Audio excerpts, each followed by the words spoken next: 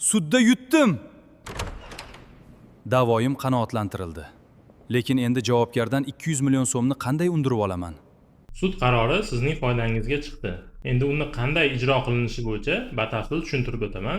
Oxirgi sud majlisida sudya sizga qarorni o'qib eshittiradi xolos. Lekin qaror matnini bermaydi. Fuqarolik protsessual qonunchiligi bo'yicha 5 kun ichida qarorni yozib, sizga qaror berish kerak bo'ladi. O'sha qaror o'qib bergan paytdan boshlab 1 oy ichida qarshi tomon sudga apellyatsiya berishi mumkin. Shu sababli qaror 1 oydan so'ng kuchga kiradi. Undan keyin hech qanaqa apellyatsiya shikoyatlari kelib tushmasa, sudning o'zi ijro varaqa shakllantiradi va elektron tizim orqali majburiy ijro byurosiga yuboradi. Ijro varaqaning shakli quyidagi ko'rinishda bo'ladi. Mana ijro varaqasining namunasi. Bu ijro varaqasi majburiy ijro byurosiga o'tgandan so'ng davlat ijrochisi ijro ishi qo'zg'atish to'g'risida qaror qabul qiladi hamda majburiy ijro byurosi ish qo'zg'atganlik holati, uni undirganlik holatini siz onlayn tekshirib turishingiz mumkin. Buning uchun mip.uz saytiga kirishingiz kerak bo'ladi. mip.uz saytiga kirganingizda shunaqa oyna paydo bo'ladi va bu yerda mana qarzdorlikni tekshirish bo'limi bor. O'shanga bosasiz. Agar qarzdor fuqaro bo'ladigan bo'lsa, pasport ma'lumotlari yoki PNFL orqali qidirasiz.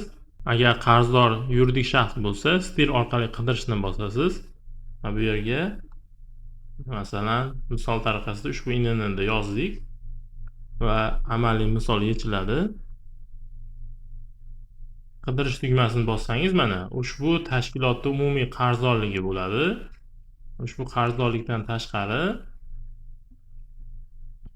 mana ism familiyasi sizni ism familiyangizga mos bo'lib, bosh harflari to'g'ri keladigan bo'lsa, sizni ijro ishingiz MIP orqali qo'zg'atilgan bo'ladi va saytda paydo bo'ladi. Agar shu saytda qidirganingizda, INN bilan qidirganingizda qarzdorlik yo'q bo'lib qoladigan bo'lsa, birinchi bor bo'lib keyin yo'q bo'lgan bo'lsa, unda ijro ishi yakunlangan bo'ladi. Qarzdor pullarni to'liq MIPning depozit hisobiga undirib bergan bo'ladi. Ijro ishi qo'zg'atilgan bo'lsa, qarzdorlik paydo bo'lib qoladi va 15 kun unga ixtiyoriy muddat beradi. Ixtiyoriy to'lamasa, 15 kundan so'ng majburiy ijro harakatlari boshlanadi. Agar sud ijro varaqasi yuborgan va qarzdorlik saytda ko'ringan bo'lsa, demak, sud o'z vazifasini yakunladi, ish ijroga o'tgan bo'ladi va siz har kuni saytdan tekshirib tursangiz, agar qarzdorlik yo'q bo'lib qoladigan bo'lsa, demak, ijro yakunlangan bo'ladi. U to'lagan pullar majburiy ijro byurosining depozitiga kelib tushadi. Shundan so'ng sizning nomingizga ochilgan plastik kartaga pullar to'liq tushirib beriladi. Amaliyotda ba'zida majburiy ijro byurosi hamda sudning elektron tizimlarida uzilishlar bo'layotgan holatlar bor. Shu sababli sud qarori chiqqandan boshlab 1 oydan keyin bevosita sudga va majburiy ijro byurosiga borib, shunaqa ijro varaqasi keldimi, ijro ishi qo'zg'atdingmi deb so'rab tursangiz bo'ladi.